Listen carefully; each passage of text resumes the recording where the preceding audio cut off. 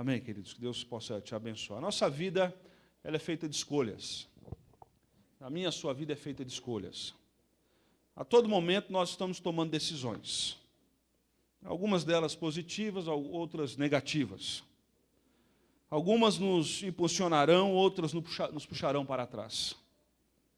Há escolhas na minha e na sua vida acertadas, e há escolhas na minha e na sua vida que são insensatas. Há lutas que merecem o nosso empenho, irmãos. E há lutas também que drenam as nossas forças. Eu reconheço que há batalhas que são dignas de serem travadas. Mas há batalhas também que tiram o nosso foco. Domingo passado eu disse para os irmãos, e gostaria de reafirmar isso, que Deus deu uma missão ao seu povo. E de por todo o mundo, e pregar o Evangelho a toda a criatura, batizando-os em nome do Pai, do Filho e do Espírito Santo, e eis que estarei convosco todos os dias, até a consumação dos séculos. E durante a história, Deus vai usando pessoas para proclamar o Evangelho e trazer essas pessoas para uma comunidade que o próprio Jesus designou como nome igreja, como igreja. E ao mesmo tempo que Deus tem um plano de trazer pessoas para a igreja, Satanás tem um plano de tirar pessoas da igreja. Tem um plano elaborado, muito bem delineado. E nós temos que tomar cuidado, irmãos, porque na vida cristã é muito fácil perdermos o foco. É muito fácil perdermos o objetivo. É muito fácil deixar de nos concentrar naquilo que é extremamente importante. Eu ando de moto há mais de 15 anos. Graças a Deus ainda não caí. Mas grande parte dos acidentes de moto são frações de segundos que você perde a concentração daquilo que você está fazendo. E uma das coisas que eu me condiciono quando subo na minha Harley Davidson, 100 cilindradas, ano 98, é de que eu subo e eu digo, pode ser hoje, se eu não ficar esperto. Pode ser hoje. Toda a concentração é pouca. De vez em quando você está andando de moto, andando de carro, e você percebe um carro no meio da faixa, andando devagarzinho. Se estiver à noite, é simples. No colo do motorista tem uma luz subindo, você já ganhou a situação. Ele está no WhatsApp. Um dia desse, aqui na frente, o sinal estava fechado e uma mulher, nada contra a mulher, mas coincidentemente era mulher, ela avançou o sinal. E aí tinha um tiozinho do outro lado da rua que deu um grito, ele estava de bicicleta, que ela ia passar perto dele. E quando ele deu, tia! Ela levou um susto e eu vi o celular voando assim, em cima do volante e voltando. Perda de concentração no objetivo. Qualquer guarda de trânsito aqui nessa noite, ou policial, ou especialista, ele sabe que grande parte dos acidentes hoje tem a ver com perca de foco. E um segundo que eu mexo dirigindo, eu perco o foco e eu perco alguns reflexos que eu poderia ter e ter evitado alguns acidentes. Na vida cristã é assim também. Algumas vezes nós tiramos o foco vendo, ouvindo e buscando coisas que não têm a ver com o nosso objetivo. Nessa noite eu gostaria de te convidar, e nós vamos trilhar 4 ou 5 textos bíblicos, de que você não perdesse o foco, que você concentrasse a sua vida cristã naquilo que realmente é importante. Realmente é importante.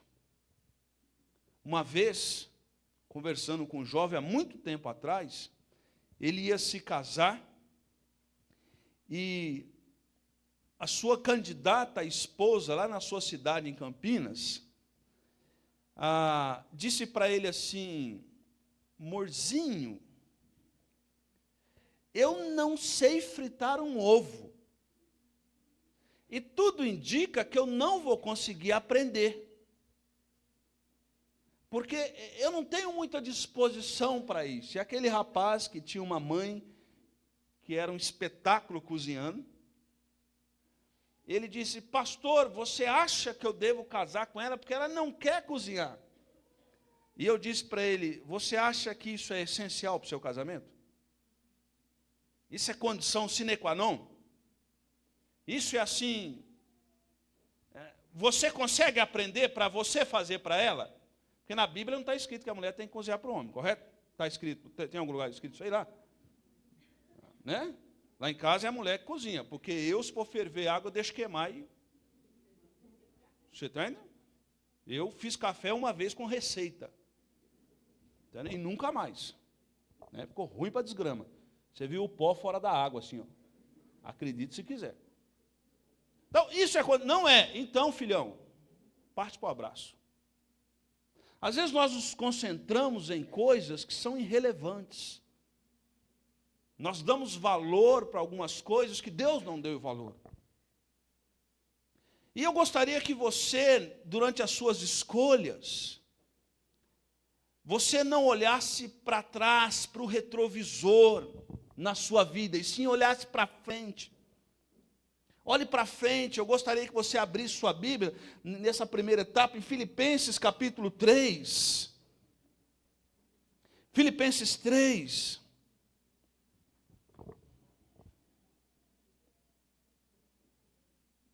Versículos 13 e 14. Filipenses 3, 13 e 14. Abriram? Amém? Se quem não abriu, fala: espera aí, pastor. Tá, espera, não tem problema não. Amanhã eu estou de folga mesmo? Estou não, brincadeira. Filipenses 3:13, todo mundo abriu, amém? Filipenses 3:13 diz: irmãos, não penso que eu mesmo já tenha alcançado, mas uma coisa faço. O que eu faço? Esquecendo-me das coisas que ficaram para trás e avançando para as que estão. O que Paulo está dizendo? O que ficou para trás? No capítulo 3, Paulo vai dar o seu pedigree social, intelectual.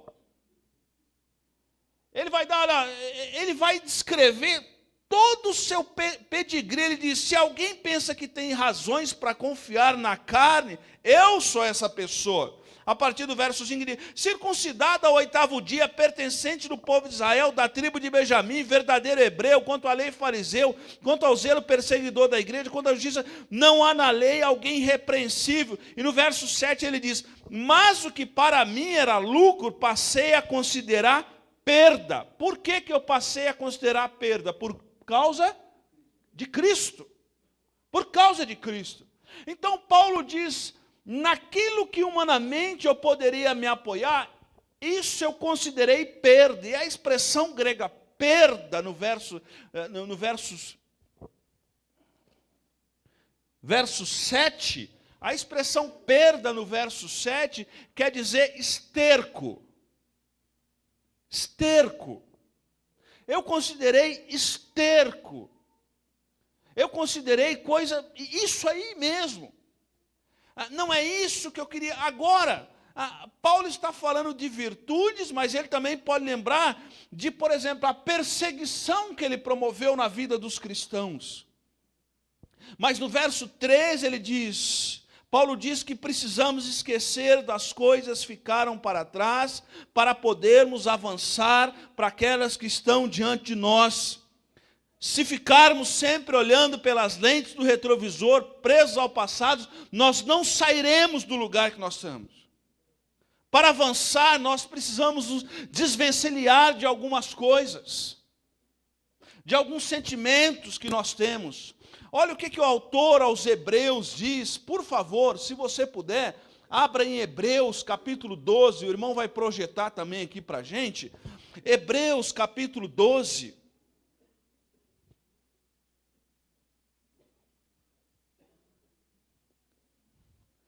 Versos 1 e 2.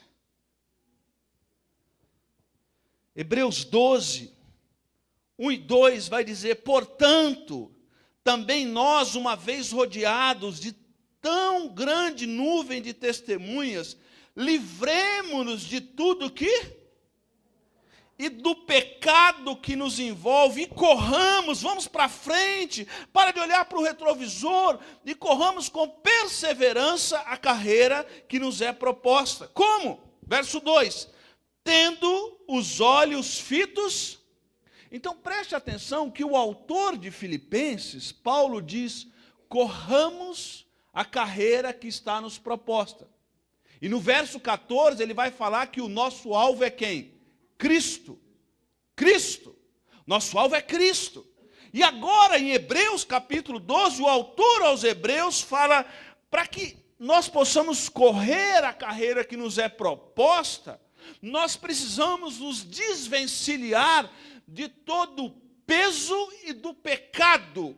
Ele usa duas expressões no verso 1, volta lá, querido, no verso 1, por favor. Portanto, também, uma vez que estamos rodeados tão grande nuvem de testemunha. Quem é essa grande nuvem de testemunha? Capítulo 11 de Hebreus, a galeria da fé.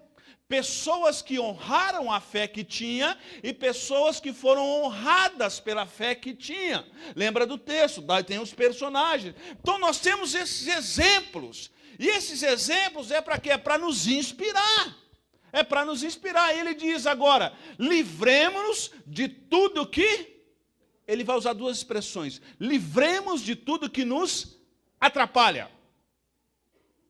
Livremos de tudo que nos atrapalha e do pecado que nos envolve. Algumas versões mais antigas não vai trabalhar com a palavra livremos de tudo que nos atrapalha. Vai trabalhar do peso que tenazmente nos assedia. Alguém tem essa versão?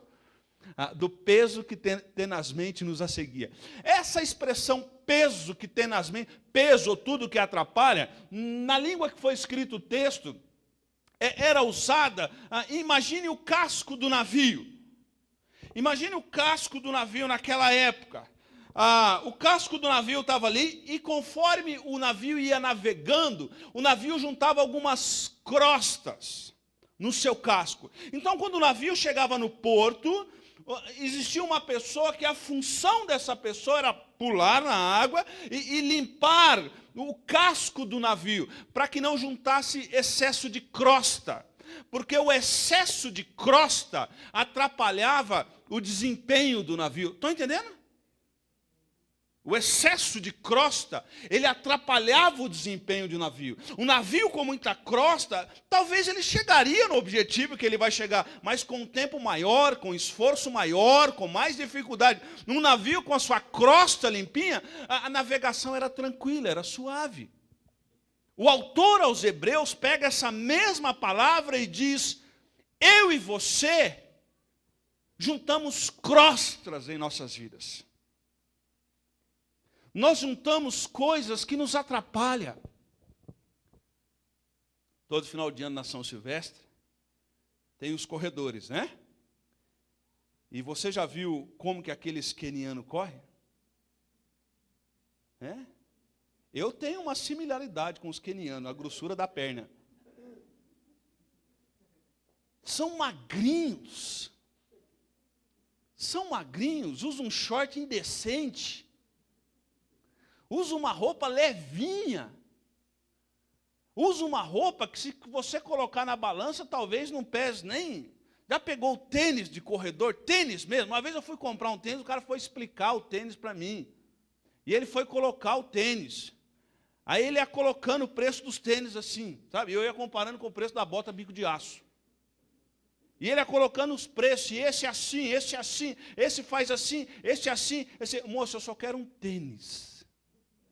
E ele falou, pega esse tênis. E o peso era levinho, levinho, levinho. O corredor, a roupa é levinha, o tênis é levinho. Agora imagina, normalmente na São Silvestre tem aqueles camaradas, né? Já viu? Tem um camarada que corre há 10 anos vestido de noiva. Já viu? E aí tem as fantasias. E o repórter fala assim, mas você aguenta até o final? Aguento! Não está nada. Com aquele peso, o queniano chega no final, chegou no Quênia e vai para outra competição e o cara está correndo ainda. Está subindo ali a Brigadeiro Luiz ali. Não faz sentido correr com todo aquele peso, mas perceba quem ganhou na frente, tênis leve, roupa leve, preparo físico. Tem alguns pesos, não faz sentido alguém correr com uma mochila nas costas, uma corrida, não vai ganhar. E alguns de nós precisamos nos desvencilhar de alguns pesos que temos. Há pesos que prendem os nossos pés no chão. Alguns de nós talvez temos amarras emocionais que nos impedem de caminhar vitoriosamente. Talvez alguns de nós temos pesos, por exemplo, a necessidade de que os outros nos aceitem, e a gente faz qualquer coisa para os outros nos aceitar, porque a gente quer estar bem com os outros a qualquer preço. E o autor aos Hebreus diz que tem coisas que não é pecado, que são pesos e que nos atrapalham. Algumas pessoas, por exemplo, têm luta de aceitar a sua fisionomia, seu físico, a sua talvez limitação emocional ou intelectual. Isso faz a gente abrir algumas concessões e viver a vida sempre comparando a nossa vida com a vida do outro, olhando no retrovisor, e a gente não consegue prosseguir para o alvo. Fico imaginando se Jesus dependesse de formosura para ter o seu ministério. Porque o profeta diz que no Jesus não viram formosura. Possivelmente Jesus era bem feio. Aquela região não tem homem bonito. O máximo de gente formosa ali é na região do Irã. Desculpe se você é descendente de lá. Mas tem muita capacidade intelectual ali. Jesus era de uma região menosprezada. Tanto é que olharam para ele e falaram, pode vir alguma coisa boa? Da Galileia? Tinha uma profissão não muito valorizada. Mas nem em função de não ter alguns benefícios que outros tinham, ele deixou de ser amado por Deus.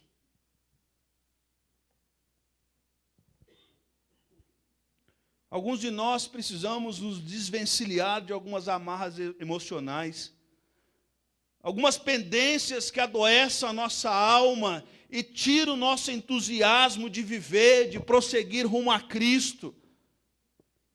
Irmãos, não permita que a sua alegria seja roubada. Lembra de alguns meses atrás aquilo que aprendemos aqui? Lembra? Dos ladrões da alegria, a alegria apesar das circunstâncias, das pessoas, lembra disso? Das preocupações, estão lembrados disso? Estão lembrados? Não deixa isso apagar na sua memória. Não consista que a sua alma fique presa a um cipó de amargura. Não permita que os seus pés continuem em laços de ressentimento. Coisas que aconteceram no passado. Eu lembro que em 1968 você falou isso para mim, isso me fere até hoje, não faz sentido. O primeiro homem que pisou no pico do Monte Everest, o neozelandês Edmund Hillary, e um nepalês, Tenzing Norgay, eles tentaram subir aquele topo e não conseguiram. Então eles voltaram, e quando voltaram, o neozelandês foi para Nova Zelândia, o nepalês ficou no Nepal, e o neozelandês foi dar uma palestra numa escola, e colocaram a foto do Monte Everest, uma espécie de um deboche, que ele não conseguiu subir o Monte Everest, aquele 8.848 metros do Monte Everest. E quando ele viu aquela foto, ele entrou no auditório, ele olhou para o Monte Everest, para a foto do Monte Everest, e ele disse a seguinte frase, aquele neozelandês, o Edmund Hillary. Ele diz: Monte Everest, você sempre será do tamanho que você é. Eu vou me preparar, vou crescer e vou chegar ao topo e vou te derrotar. Em 29 de maio de 1953, esse neozelandês ele foi o primeiro homem na história a chegar no topo do Monte Everest. Agora imagina se Edmund ficasse olhando no retrovisor, preso a amarras, preso a crostas no casco do seu navio, nunca ele conquistaria o topo do Monte Everest. Estão entendendo? Olhe para mim e preste atenção. Pare de olhar no retrovisor da sua vida, olhe para frente. Amém? Prossiga para o alvo. Reprovou no vestibular? Faça de novo. Não passou no teste daquela empresa? Estude mais e passe. Não deu certo? Uma hora Deus vai abrir uma porta, continue, não desista, se prepare. Pare de olhar para o retrovisor, pare de comparar a sua vida com a vida de outro. Ah, você é feliz, olha a tua esposa. Você é feliz, olha o teu marido. Feliz é a Jussara, olha o marido que ela tem. Ela é feliz. Ela não tem razão para resmungar na vida. Deus foi extremamente bondoso para ela. Olha Maria José. Você está entendendo? Está entendendo? Foi extremamente abençoada também. Foi extremamente abençoada. Deus não dá uma aprovação do que a gente possa suportar, não é verdade? Junto com a aprovação dá o escape. Então, pare de comparar a sua vida com o outro. Pare de olhar no retrovisor. Olhe para frente. Prossigo para o alvo. E se tem pesos e pecados que tenazmente me assediem, pare no porto. Permita que o Espírito Santo de Deus tire essas crostas, para que você possa navegar nesse mar revolto da nossa vida e chegue ao objetivo que o Senhor tem para você, que é ser semelhante a Jesus Cristo. Esse é o objetivo. Pare de olhar para o retrovisor. O Monte Everest não vai crescer mais, mas você pode crescer. Você pode conquistar. Segunda verdade, para que a gente caminhe na direção que o Senhor tem para nós, eu gostaria de pedir que os irmãos rapidamente abrissem a sua Bíblia em 1 Samuel 17. Texto muito conhecido de todos nós, para que a gente possa pincelar alguns versículos em 1 Samuel 17. Para que a gente tome atitudes acertadas, para que a gente não perca o foco da vida cristã e concentre-se naquilo que é extremamente importante. Eu gostaria de sugerir para os irmãos, à luz de 1 Samuel 17, não discuta com seus críticos, mas vença os seus gigantes. Davi foi levar provisão para os seus 3 irmãos mais velhos, em 1 Samuel 17, que estavam no campo de batalha com os filisteus. E de repente Davi ouve do confronto, da afronta do gigante Golias, que se impunha aos soldados israelitas. Davi, aquele jovem pastor, corajosamente se dispõe a enfrentar o gigante. Seu irmão mais velho Eliabe diz algumas coisas para eles que fere Davi. Por exemplo, 1 Samuel, capítulo 17, verso 10 e 11. Olha o que estão dizendo, verso 10. E acrescentou: eu desafio hoje as tropas de Israel, mandem um homem lutar para mim sozinho. Ao ouvirem as palavras dos filisteus, Saul e todos os israelitas ficaram o quê? Sabe assim, o cachorro, quando você... ele cai, bota o rabinho no meio da perna, sabe? Assim que Saul ficou. O gigante afronta o Deus dos israelitas. Há um afronto. E aí a solução vem de onde ninguém esperava. Vem de um menininho ruivo, filho mais novo de uma família grande, que era um pastor de ovelhas. O que é um pastor de ovelhas?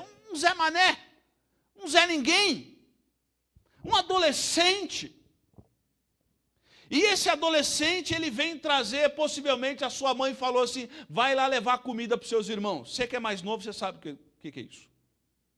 O irmão mais velho está trabalhando, na roça era assim. Os irmãos mais velhos estão trabalhando na roça. E quem que vai levar a comida para os irmãos mais velhos?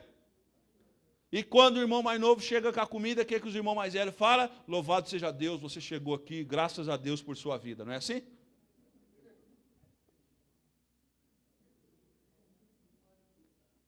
E quando Davi chega e vê toda aquela cena de Hollywood, aí Davi ouve o que está acontecendo. Davi, aí vocês vão ficar quietos. O que ele abre e fala para Davi? Cala a boca, moleque, o que você está fazendo aqui?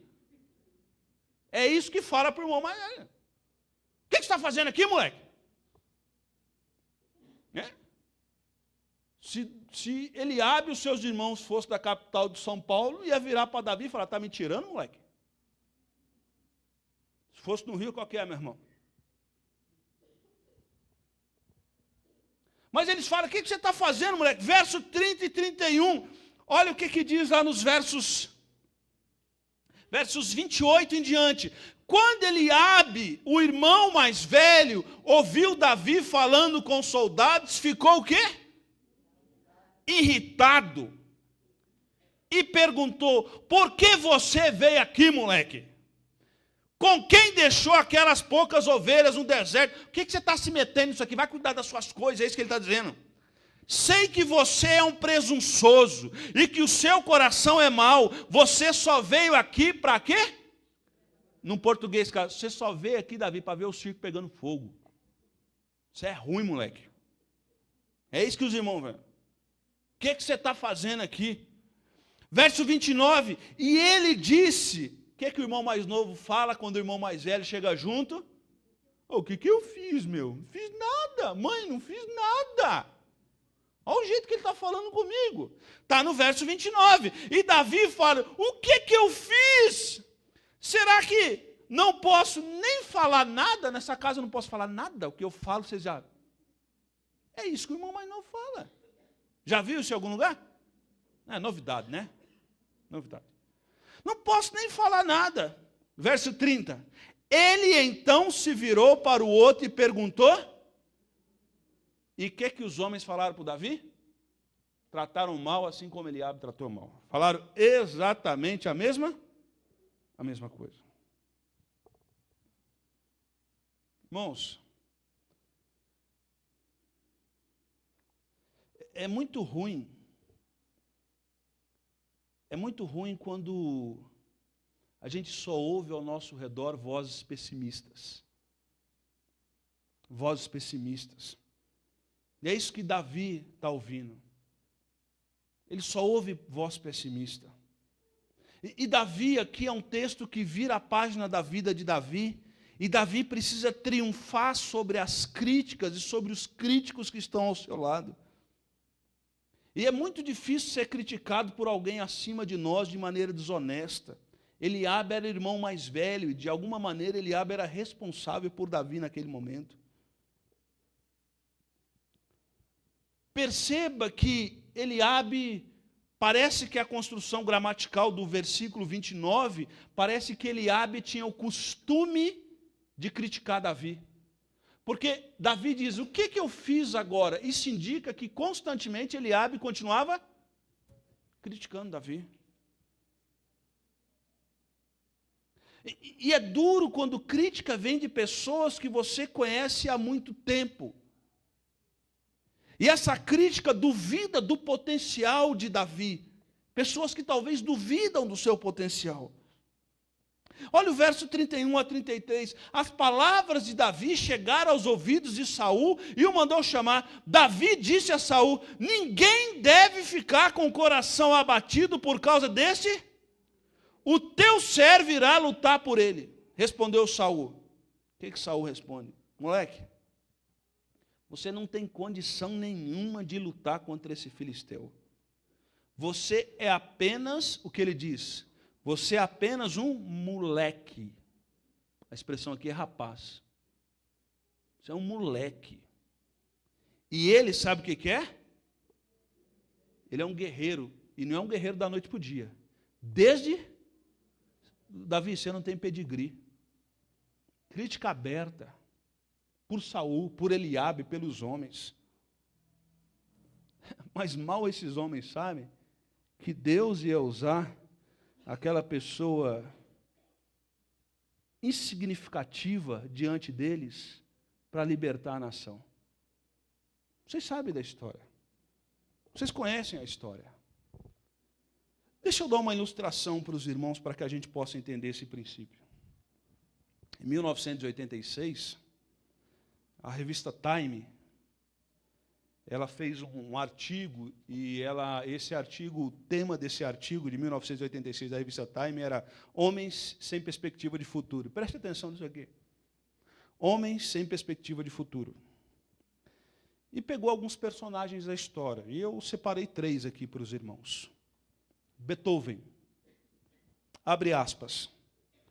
O que o professor de música de Beethoven falava de Beethoven. Esse jovem tem uma maneira estranha de manusear o violino. Seu professor o qualificou como sem esperança como compositor.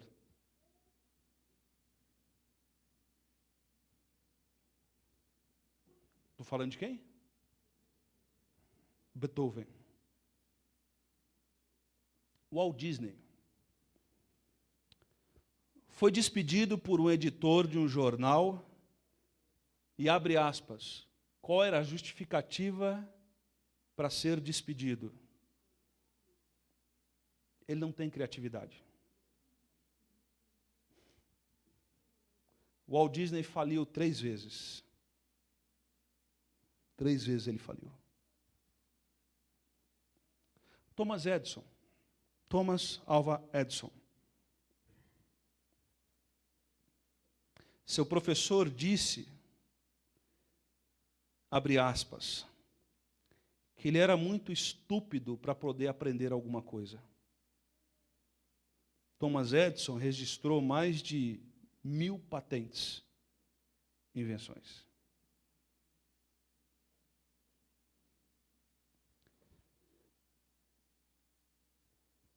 Estou lembrando nesse mesmo texto, não trouxe aqui, mas eu estou lembrando, por exemplo, de Michael Jordan, o maior jogador de basquete da história dos Estados Unidos. Foi reprovado 5 vezes nos exames para se tornar jogador de basquete. Talvez a gente possa lembrar aqui de um dos jogadores de futebol brasileiro mais humilhados e menosprezados na história do futebol brasileiro, depois do Barbosa, Cafu. Cafu, ele perdeu a noção da quantidade de vezes que ele foi reprovado nas avaliações de futebol que ele fez. E é um dos maiores campeões de todos os campeonatos do mundo da história do futebol. Franklin Roosevelt, aos 39 anos, teve poliomielite, ficou paralítico da cintura para baixo. As pessoas diziam para ele que ele não ia dar nada na vida. Ele foi a única pessoa na história dos Estados Unidos que foi reeleito 4 vezes presidente dos Estados Unidos. Você não vai dar em nada. Ele deu em 4 vezes presidente da maior nação da história do mundo. Não discuta com seus críticos. Vença os seus gigantes, amém? Amém, irmãos? Vença os gigantes que você tem na vida. Eu conheci um autor evangélico, e possivelmente você já leu alguns livros dele, porque ele vende muito livro. E uma vez numa roda de amigos, eu falo porque ele autoriza a falar isso, uma vez numa roda de amigos ele confessou que ele se tornou um autor compulsivo de escrever muita coisa, porque um dia a professora disse para ele, na escola, que ele não tinha capacidade de escrever uma frase. Ele guardou aquilo no seu coração e aquilo feriu ele muito. A professora disse que ele não tinha capacidade. E ele precisava se desvencilhar daquele peso que assedia ele. E ele dizia que com 43 anos de idade, ele ainda escrevia livro para responder àquela professora. Não discuta, não responda aos seus críticos, vença os seus gigantes. Eliabe queria tirar o foco de Davi, mas Davi não permitiu. Enquanto eles estavam olhando o tamanho do gigante, Davi preferiu ter outro foco e não se assustar com o tamanho do gigante. Quando Davi olha para o gigante, ele diz, é tão grande que não dá para errar. E Davi planejou, ele deixou de ouvir os críticos, ele planejou, ele não pega uma pedra, ele pega 5 pedras. E de alguma forma Davi está dizendo, eu não vou ouvir os críticos, eu vou lutar, porque se eu errar a primeira, eu tenho a segunda, se eu errar a segunda, eu tenho a terceira, se eu errar a terceira, eu tenho a quarta, mas da quinta não passa.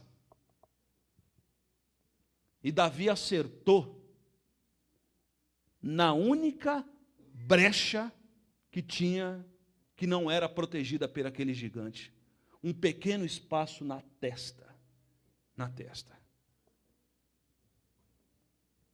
Mas Eliabe disse, o que você está fazendo aqui, moleque? Aquele moleque que foi menosprezado, libertou o povo de Israel da opressão dos filisteus. Então, irmão, olhe para mim e preste atenção, não fique perdendo tempo respondendo os seus críticos. Ao invés de ficar perdendo tempo respondendo os seus críticos, vença os gigantes que você tem na sua vida. Amém? Coloque diante de Deus em oração. Pega uma pedra não, pega 5. Isso quer dizer, sabe o quê? Persevere. Não desista na primeira porta que bater na sua cara. Talvez quando você era criança, alguém disse alguma coisa para você e você carrega isso até hoje. Ou talvez depois de adulto, numa reunião, alguém disse que você não vai dar em nada.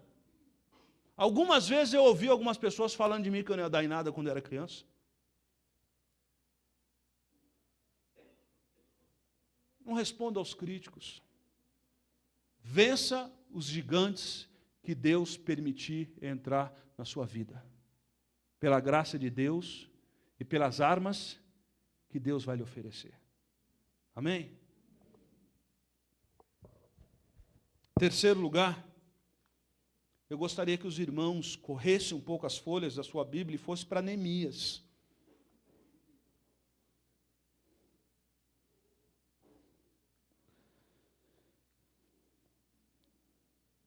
Neemias capítulo 4, meus queridos.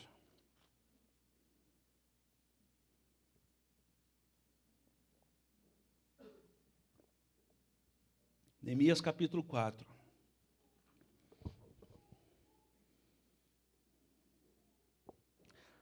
Quando Neemias chegou em Jerusalém, a cidade já estava há mais de 120 anos debaixo de escombros, irmãos. O desânimo na vida daquele povo era imenso. A oposição dos inimigos ali no livro de Neemias era esmagadora. A restauração dos muros de Jerusalém parecia algo improvável, impossível. Mas Neemias, porém, orou a Deus e agiu. Neemias avaliou a situação e convocou o povo para o trabalho. Dispôs o povo, no capítulo 3, a certas funções, a lugares certos, com a motivação certa. Os inimigos se levantaram para paralisar a obra. Usaram as mais diferentes armas para atingir Neemias, para enfraquecer o povo e para deter a reforma. Neemias, porém, enfrentou todos os ataques com duas armas: oração e trabalho. Oração e trabalho. Dá para repetir? Oração e trabalho. Não esqueça isso. Não discuta com os inimigos da obra. Faça a obra com entusiasmo, amém? Não perca tempo discutindo com os inimigos da obra. Faça a obra com entusiasmo. Lá na sua empresa, o cara que mais critica os outros é o que menos trabalha. Profecia dada. Repara para você ver.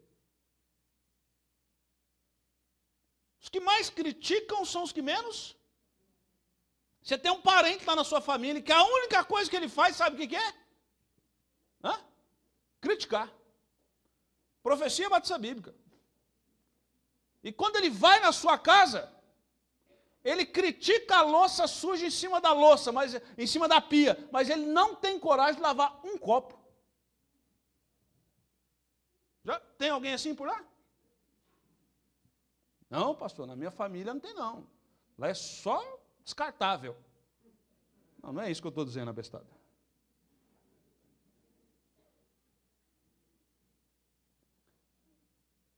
Há pessoas que levanta cedo, está frio, reclama do frio. Levanta cedo, está sol, reclama do sol. Levanta cedo, está chovendo, reclama. Levanta cedo, está nevando, reclama da neve. Mas tem gente que levanta cedo, está chovendo. Ele levanta cedo e fala, glória a Deus, vou vender guarda-chuva hoje. E o vendedor de picolé, não estou nem aí para ele. Tem gente que levanta cedo, está só, ele fala, glória a Deus, vou vender picolé, vou guardar os guarda-chuva. Não discuta com os inimigos da obra, irmão. Trabalhe com entusiasmo. É isso que está acontecendo aqui com Neemias. No capítulo 4 de Neemias, é um capítulo que diz sobre a oposição à reconstrução. Versículo 1, quando Sambalate soube que estávamos reconstruindo o muro, ficou o quê? Então, presta atenção, não é para você viver igual maluco, assim, achando que está todo mundo te perseguindo. Não é isso que eu estou dizendo. Não é isso que eu estou dizendo. Mas olhe para mim, olhe para mim e presta atenção. Não é todo mundo que quer o seu progresso, estão me entendendo? Mas você não vai viver igual doido. Vai amanhecer amanhã e vai botar no Facebook, se sentindo perseguido. Não é para você viver igual doido. É? Eu tenho um amigo que se o carro virar 2 esquinas atrás do carro dele, ele já quer parar, já quer chamar a polícia, está sendo perseguido. Nós vamos ser sequestrados. Lá vamos ser abestados, rapaz. Quem vai te sequestrar? Você não tem dinheiro para nada. Sequestrar você para quê? Mas quando Sambalate soube que os muros estavam construídos, Sambalate não ficou feliz com o progresso. Então tome cuidado. Não saia por aí falando de todas as vitórias. Cuidado. Saiba com quem você fala. Saiba com quem você fala. Sambalate ficou furioso ao ver o progresso. E ele se opõe à reconstrução dos muros. E ele diz no verso 2, o que esses frágeis judeus estão fazendo? Vai ser só subir. Aí o verso 3, olha o que o verso 3 fala. Tobias, o amonita, que estava ao seu lado, completou. Pois que construam, basta que uma raposa é o animal mais menosprezado na cultura judaica. Tanto quanto o porco. Tanto quanto o porco. E é engraçado que Sambalate e Tobias, eles não se davam. Presta atenção aqui, ó. Sambalate e Tobias, eles não se davam.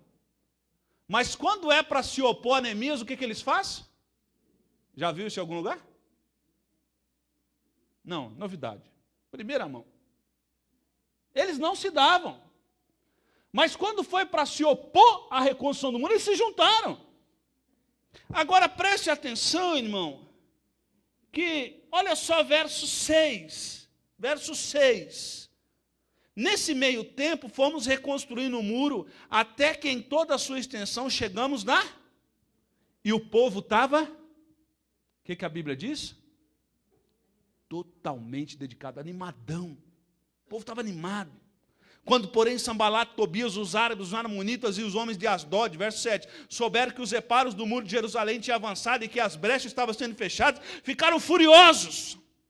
Todos juntos planejaram atacar Jerusalém e causar confusão. Agora, verso 9, preste atenção, verso 9, grava isso, grifa na sua Bíblia. Verso 9 diz, mas nós fizemos o quê? Oramos ao Senhor, nosso Deus. E não só oramos, parte B do versículo, e colocamos guardas.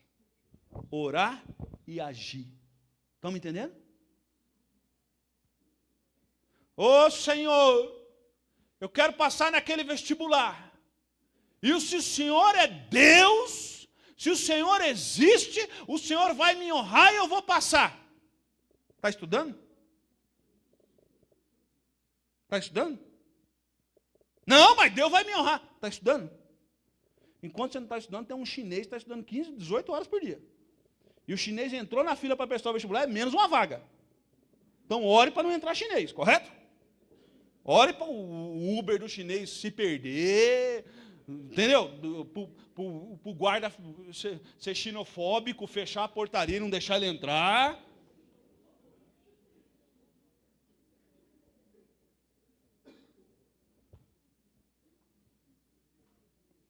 Ô Senhor, eu vou fazer aquilo, e eu declaro que eu vou fazer aquilo. Está estudando? Está se preparando? Neemias ora e age. Neemias ora e age. Neemias ora e age. Verso 10. Enquanto isso, o povo de Judá começou a dizer, os trabalhadores já não têm mais força e ainda há muito entulho, por nós mesmos não conseguiremos reconstruir os muros. Irmãos, eles estão na metade dos muros, numa obra que há 120 anos não é feita, e quando eles ouvem que se levanta oposição, as pessoas o que fazem? Se amedrontam. Se amedrontam. Olha o verso 10. No verso 6, o verso 6 diz que eles estavam totalmente dedicados, animados. E agora passa-se 3 versículos, eles já estão dizendo que não dá mais, não dá mais. Não aconteceu nada. A única coisa que aconteceu é que Sanbalat, Tobias, os amonitas, os árabes, eles que já estavam atormentando a vida deles, formalizaram o tormento na vida deles. E agora que eles estavam totalmente dedicados, na metade dos muros, eles sentem desânimo. Sentem desânimos. Irmãos, não discuta com os críticos, com os inimigos da obra, trabalhe com entusiasmo. Olha o verso 12 agora. Verso 12, os judeus que moravam perto deles, 10 vezes nos preveniram, para onde quer que vocês se virem, saiba que seremos atacados por todos. Então, para acabar de atormentar, o que rolou no Facebook da época é que vocês estão lascados mesmo. E olhe para mim, preste atenção, você já viu como é que notícia ruim tem solo fértil na nossa cultura?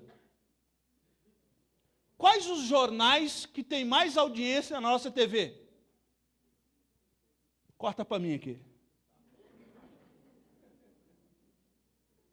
Repara para você ver que os jornais que têm mais audiência na mídia são os que passam mais desgraça. Já reparou? Já reparou? Mais desgraças. É impressionante como que na nossa cultura notícia ruim tem solo fértil.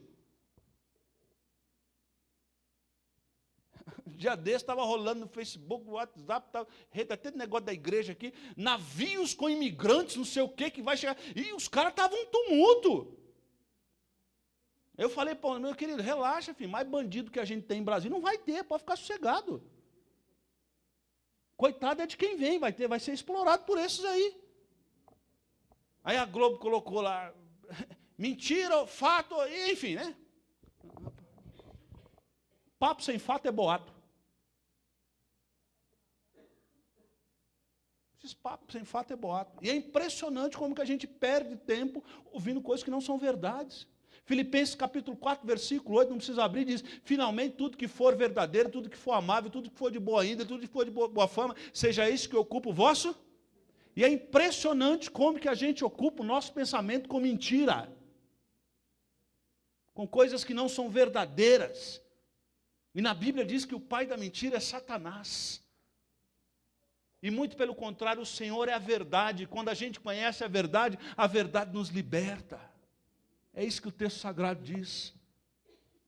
E é impressionante como que a gente tem a tendência de acreditar naquilo que são mentira. Naquelas coisas que são propostas relâmpagos para nós. Dieta da lua, dieta do sol, dieta de Marte, dieta de Júpiter. Não há varinha mágica. Vão vir de todos os lados. Verso 13. Por isso posicionei, olha o que Neemias faz. Por isso posicionei alguns do povo atrás dos pontos mais baixos do muro, nos lugares abertos, divididos por famílias, armados de espadas, lanças. Olha como é que Neemias é estratégico, ele não prefere ouvir aos críticos e continuar fazendo a obra. Ele diz, verso 13, por isso posicionei alguns do povo atrás dos pontos mais baixos do mundo, para ter visão de quando o inimigo vem. Nos lugares abertos, dividimos por... Neemias é estratégico. Divide por família, põe, bota pai e filho. Se o inimigo vier, o filho não vai vacilar. O pai não vai vacilar. Está por família. Versículo 14. Fiz uma rápida inspeção e imediatamente disse aos nobres, aos oficiais e ao restante do povo. O que Neemias diz? Não tenha medo deles. Lembre-se de que o Senhor é grande e temível. E olha o que Neemias diz. E lutem por seus irmãos, por seus filhos, por suas filhas, por suas mulheres e por suas casas. Neemias foi estratégico. Ele fala, lembre-se de quem é o Senhor. Mas não só lembre de quem é o Senhor, olhe para a sua família e saiba o seguinte, se reconstruirmos os muros de Jerusalém, a sua família vai se dar bem no futuro aqui, estão entendendo? Alguns anos atrás, há uma década e meia atrás, eu me reuni com um grupo de homens aqui da igreja. E eu disse para esse grupo de homens, há uma década e meia isso, nós precisamos construir uma igreja para os nossos filhos. E nós precisamos lutar por uma igreja sadia para os nossos filhos. E alguns desses irmãos já tinham filhos grandes. E eu disse para alguns, nós precisamos lutar por uma igreja boa para os seus netos. Para os seus netos. Há uma geração chegando na igreja agora. E nós temos um legado de quem deixou um legado para nós. E a questão, e não sei quantos de vocês repararam, o tanto de criança que tinha. Já viu o tanto de criança? O tanto de criança, e se eu botar as mulheres grávidas na igreja, vai dar a mesma quantidade. E eu acho fantástico isso, eu acho maravilha isso. É bom demais ter mulher grávida na igreja. É menino nascendo, é menino sendo apresentado, é chá de não sei o quê, chá de não sei o quê, é chá de alho, chá de bebê, tem chá de tudo. Isso é uma bênção. Mas a pergunta é, preste atenção, que tipo de igreja a gente vai deixar para aquelas crianças que vieram aqui à frente? Neemias diz, Deus é grande e temível. Agora, lutem por seus filhos, por suas filhas, por sua casa, por sua mulher, por seu marido. Lutem, lutem e lutem. Quando você vê uma família bonita, e toda família é bonita quando nós conhecemos pouco. Quando você vê um casal, 50, 60, 70, 40 anos, 20 anos, você fala, que bonito. Mas aquelas pessoas, para chegarem naquela fase da vida, casados, eles precisaram lutar muito. É redundante o que eu vou dizer. Mas na nossa vida nós nunca conseguiremos ter vitória se não lutarmos. Filhos sadios, íntegros e que temem ao Senhor, olhe para os pais. Tem pai que lutou por isso. Tem mãe que lutou por isso. O que Neemias diz é o seguinte: não fique discutindo com os amonitas, com Tobias, com os árabes. Trabalhe com entusiasmo. E olha o que o texto vai dizer a partir do verso 16, já estou acabando. Daquele dia em diante, enquanto a metade dos homens fazia o trabalho, a outra metade permanecia armado de lanças, escudos, arcas e couraças. Os oficiais davam apoio a todo o povo de Judá que estava construindo o muro. Aqueles que transportavam material faziam o trabalho com uma mão e com a outra. Percebe? Enquanto um está fazendo o trabalho com uma mão, o outro está com a arma, a outra mão. Mas eles não desanimavam. Eles não desanimavam, porque tinham um objetivo. Tinham um objetivo. Eles sabiam que Deus tinha um plano de reconstruir os muros e que Satanás tinha um plano de destruir os muros. Deus tem um plano de construir a sua família para a glória dele, mas Satanás também tem um plano de destruir a sua família. Acorda! Quem tem ouvidos para ouvir, ouça. Por favor. Por favor, ouça. Ouça. Ao mesmo tempo que Deus tem um plano de resgatar pessoas, Satanás tem um plano de destruir essas pessoas. E Neemias coordena o povo. Verso 18. E cada um dos construtores trazia na cintura uma espada enquanto trabalhava, e comigo ficava um homem pronto para tocar a trombeta. Neemias sempre carregava um homem que tocava a trombeta do lado dele, para quando o inimigo viesse, a trombeta fosse tocada, e aquele som específico, todo mundo sabia que o inimigo estava vindo, estava preparado para a guerra. Sabe como é que acaba isso aqui? Verso 20. Do lugar onde ouvir o som da trombeta, junte-se ali a nós, Neemias dizia. Sabe por quê? Porque o nosso Deus lutará, mas fica com a colher de pedreiro numa mão. E a espada? Se prepare. Mas sabe que o nosso Deus lutará por nós. Quem que você está ouvindo, meu irmão? Olhe para mim, quem que você está ouvindo? Você está ouvindo os amonitas? Tobias? Os árabes que estão dizendo assim para você: você é uma raposa. Quando subir no muro da sua vida, qualquer ventinho vai te derrubar, porque você não presta. Você não vai dar em nada. Neemias concentrou o povo e disse: não fique ouvindo as críticas. Trabalhe com entusiasmo. Trabalhe com entusiasmo. Porque é quando a gente não ouve e trabalha com entusiasmo, sabe o que acontece? Deus guerreia as nossas guerras. Deus luta as nossas guerras. Irmãos, não perca o foco. Não discuta na obra. Faça a obra enquanto é tempo. Faça a obra enquanto é tempo. Cuide da sua família enquanto é tempo. Cuide do seu marido enquanto é tempo. Cuide da sua esposa enquanto é tempo. Essa semana um pastor aqui da cidade perdeu a sua esposa. Nós estivemos ali no velório daquele irmão, daquela irmã, em Cristo. E aquele pastor falava chorando na frente, no púlpito, o corpo da mulher ali na frente.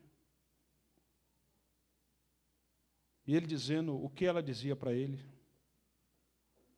E ele dizia, eu não vou mais ouvir isso na minha vida.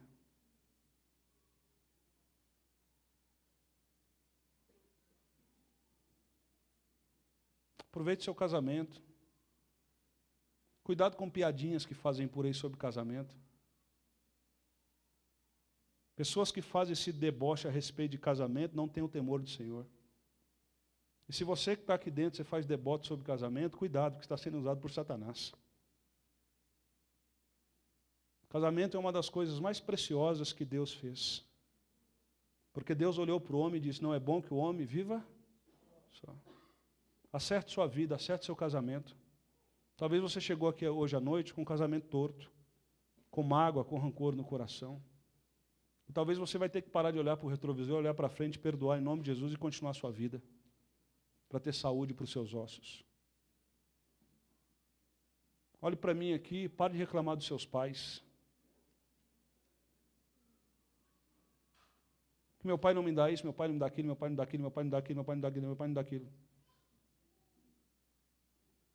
Inverta esse disco aí, comece a agradecer a Deus pela vida dos seus pais.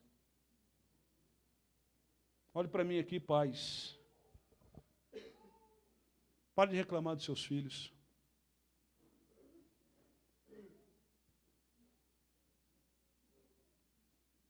Pare de reclamar do jeito do seu filho. Pare de comparar o seu filho com o filho dos outros.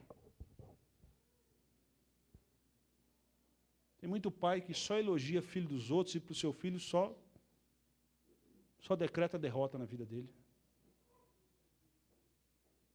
Começa a valorizar os seus filhos. Agora olhe para mim e preste atenção. Pare de reclamar do seu emprego. Trabalhe com afinco e se preparando para quando Deus abrir uma porta em outro lugar, você está preparado para aquela porta. E com todo o respeito que eu vou dizer aqui agora, com todo respeito, eu não advogo em causa própria, não sou candidato a nada por enquanto. O futuro a Deus pertence. Mas deixa eu dizer uma coisa para vocês. Pare de reclamar dos seus irmãos em Cristo. E como eu não advogo em causa própria, de mim você pode reclamar, não reclame do pastor Sandro, não. Porque às vezes eu tenho a impressão que nem o diabo reclama do Sandro. Tão bonzinho que ele é. Mas ele, assim como eu, tem pecado também. Nunca vi uma família ser vitoriosa que o marido fica falando da mulher e a mulher fica falando do marido para os outros. Não fale do seu marido para ninguém. Fale do seu marido para ajoelhe. Peça para que Deus mude o coração dele. Aqui, ó, cabeça de vento, pare de falar mal da tua mulher para os outros. Fale da sua mulher para Deus. Lutem, lutem, lutem, lutem. Tem uma frase que eu nunca entendi e eu fico observando as coisas. Mas todo carro forte, antigamente nos carros fortes, estava escrito assim no fundo do carro forte: Brasil, ame-o ou deixe-o. Já viu? Já viu isso? Carro forte está escrito assim, né? Ame ou deixe-o. Algumas vezes eu fico irritado, nervoso, bravo, indignado. Não com os nossos políticos, mas com o nosso povo. Que o máximo do nosso protesto é Facebook. Se Deus nos colocou aqui, é porque Deus quer fazer algo, amém? Amém? Deus quer fazer algo. Portanto, nessa noite, pare de olhar no retrovisor. Olhe para frente. Prossigo para o alvo.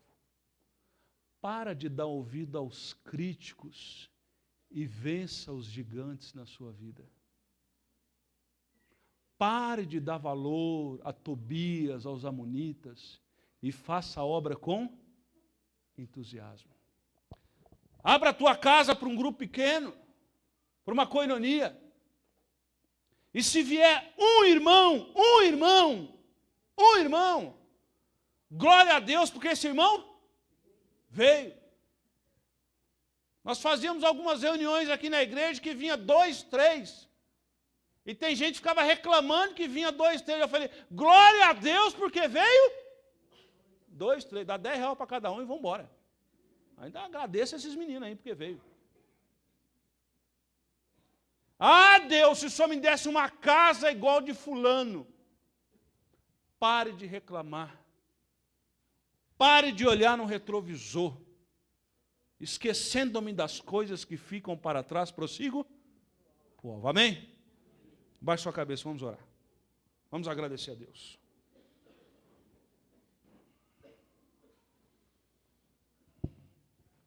O que te amarra nessa noite?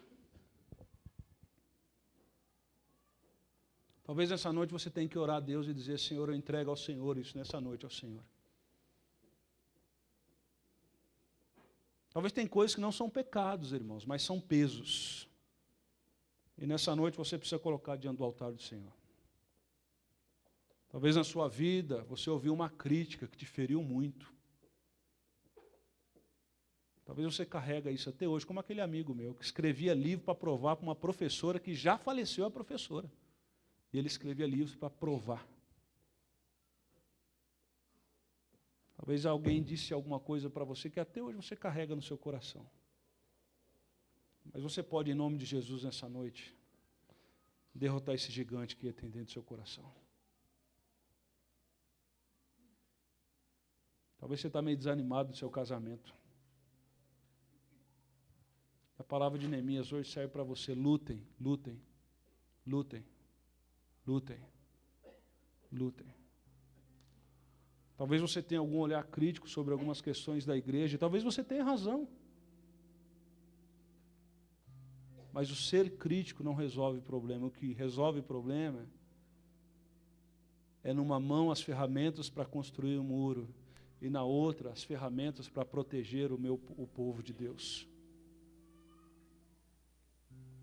Então peça a Deus em oração nessa noite, Senhor, que eu possa ser bênção. Que eu possa ser bênção. Que eu possa ser bênção. Que eu possa ser bênção na minha família, para minha esposa, para o meu marido, para os meus filhos, para os meus pais. Senhor, tira aquele ambiente, aquele espírito de guerra de dentro da minha família. Talvez você viva espírito de guerra na sua família. Nessa noite o Senhor está dizendo, pare de olhar para o retrovisor, tome decisões e continue. Talvez nessa noite você não tenha o emprego dos seus sonhos, que você tanto gostaria, mas Deus continua te sustentando. Deus continua te sustentando. E talvez enquanto você não aprender a ser grato por esse, Deus nunca vai te dar outro. Porque quem não é fiel no pouco, nunca estará alegre e fiel no muito. Então ore a Deus nessa noite. Se você precisa de restauração, o Espírito Santo de Deus é capaz de te restaurar nessa noite. Se você precisa liberar perdão, o Espírito Santo de Deus é capaz de gerar isso na sua vida. Mas não viva olhando para o retrovisor, olhe para frente. Que o Senhor vai te honrar. Que o Senhor vai nos restituir. Que o Senhor vai continuar cuidando de nós. Eis que estarei convosco todos os dias, todos os dias. Sabe por quê? Porque o nosso Deus é o Salvador maravilhoso que tomou o nosso lugar. E hoje nós podemos viver a vida que Ele tem para nós, porque Ele vive através de nós. É isso que devemos orar a Deus e cantar ao nosso Deus nessa noite.